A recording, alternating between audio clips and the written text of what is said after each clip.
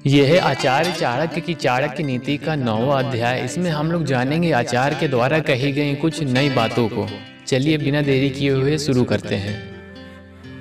आचार्य चाणक्य ने इसमें सबसे पहली बात ये कही है कि अगर इंसान को मुक्ति चाहिए तो वह बुरी व्यसनाओं और बुरी आदतों को विष के समान समझ के छोड़ दे और क्षमा, सरलता, दया, वफादारी और सत्य को अमृत के समान उसे ग्रहण कर ले। आचार्य चाणक्य ने दूसरी बात ये बोली है कि जो लोग दूसरों के भेदों को प्रकट करते हैं वो उसी तरीके से नष्ट हो जाते हैं जिस तरीके से बांस के पेड़ में सांप फंस के नष्ट हो जाता है। दोस्तों की इंसल्ट करने वाली बातें या फिर गुप्त बातों को किसी दूसरों के सामने प्रकट करने वाले जो दोस्त होते हैं वो सभी की नज़र में मर जाते हैं। ऐसे लोग ना ही घर के होते हैं और ना ही घाट के। ऐसे दोस्तों को कोई भी अपनी बात बताना सही नहीं समझता। सभी प्रकार की औषधियों में अमृत को सबसे श्रेष्ठ माना गया है। इसके पीछे का कारण है कि अमृत किसी भी रोग को खत्म कर देता है, यानी कि एक तरह से कह लें कि ये एक रोगी को जीवन दान दे देती है। जो चीज़ इंसान को सबसे ज़्यादा खुशी देती है वो है भोजन। इंद्रियों में इंसान की आंखें सबसे प्रधान होती हैं, इसी की वजह से इंसान आगे देख करके आगे के काम करता है। और शरीर में अगर सर्वश्रेष्ठ अंग की बात करें तो वो है मस्तिष्क। इसके पीछे का कारण उसकी बुद्धि है। आचार्य ने एक प्रश्न पूछा है, आकाश में दूत का जाना संभव नहीं और वहाँ पे किसी से भी किसी भी तरह की बातचीत करना भी ये संभव नहीं, लेकिन जिस श्रेष्ठ ब्राह्मण ने आकाश में सूर्य और चंद्रमा के ग्रहण की बात बताई थी, तो क्या आज के वक्त में हम उसे विद्वान क्यों नहीं मान सकते। आचार्य चाणक्य ने अगली 5वीं बात ये कही है कि विद्यार्थी, सेवक, मार्ग में चलने वाले यात्री, भूख से पीड़ित, डरा हुआ व्यक्ति और भंडार की रक्षा करने वाला द्वारपालिका अगर अपने कार्यकाल के दौरान सोता हुआ दिखे तो उसे जगा देना चाहिए। विद्यार्थी अगर सो जाएगा तो वह अपने अभ्यास सही तरीके से नहीं कर सकता। मालिक ने अगर सेवक को सोता हुआ देख लिया तो उसे नौकरी से निकाल देगा। यात्रा के दौरान अगर यात्री सो जाए तो कोई भी डकैत उसे लूटपाट कर उसकी हत्या कर देगा। भूख से पीड़ित और डरा हुआ व्यक्ति को जगते रहने में ही भलाई है, क्योंकि उसी वक्त वह किसी जरूरतमंद से मदद मांग सकता है। द्वारपालिका अगर सो जाए तो वह उसी को नुकसान नहीं देगा, उसके साथ साथ पूरे राज्य को उसका नुकसान उठाना पड़ेगा।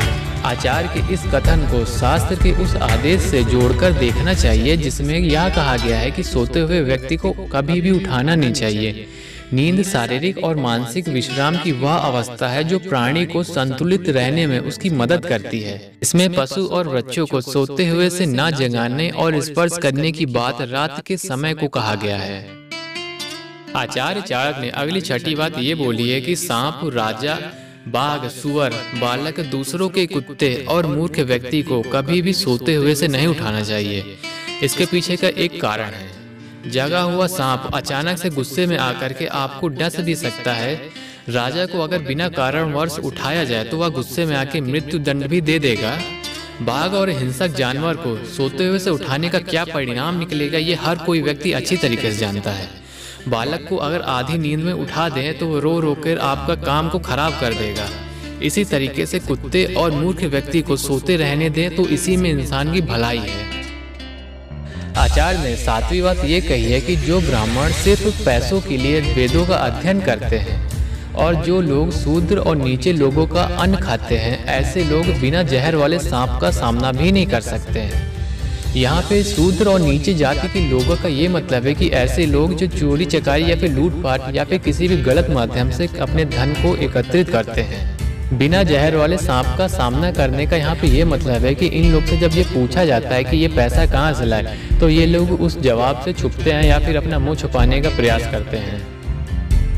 आचार्य चाणक्य ने अगली 8वीं बात में एक मूर्ख व्यक्ति की पूरी दिनचर्या बताई है। उन्होंने ये बोला है कि एक जो मूर्ख व्यक्ति होता है वो सुबह के वक्त में दारू पीता है और जुआ खेलता है। दोपहर में ये लोग लड़कियों के साथ नाच गाना करते हैं और वहाँ पे चोरी करने की योजना बनाते हैं और रात के वक्त में ये इस योजना को पूरा करने के लिए निकल जाते हैं।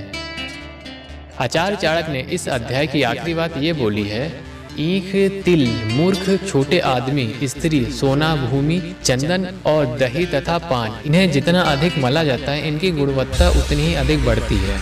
ईख और तिल आदि को जितना अधिक दबाया जाएगा, इससे रस और तेल उतना ही अधिक निकलेगा। सोने को जितना अधिक तपाया जाएगा अर्थात शुद्ध किया जाएगा, उसकी चमक भी उतनी ज़्यादा बढ़ती जाएगी। भूमि में जितना ज़्यादा हल चलेगा उससे फसल भी उतनी ही अच्छी होगी। चंदन दही को जितना ज़्यादा रगड़ा जाएगा यानी मथा जाएगा, उससे उसकी गुणवत्ता में उतना ही अधिक निखार आएगा। जब मूर्ख के मस्तिष्क पे जोर पड़ेगा तभी वो आगे के गुणों को ग्रहण कर सकेगा। यहाँ पे छोटे लोगों का ये मतलब है उन जातियों और उन राष्ट्र में लागू होती है जो लोग नशे में पूरी तरीके से डूबे रहते हैं और निकम्मे हैं। आचार्य ने यह आखिरी बात बोली है, जिन लोगों ने संघर्ष किया वो लोग उन्नति और विकास की ओर बढ़ गए। अगर आपने इससे पहले के कोई भी अध्याय नहीं देखे तो आप मेरे चैनल पर जाकर के इससे पहले के सभी अध्याय देख लीजिए। अब आपसे मिलेंगे इसके 10वें अध्याय में। तब तक के लिए आप अपना ध्यान रखिए। जय हिंद, वंदे मातरम।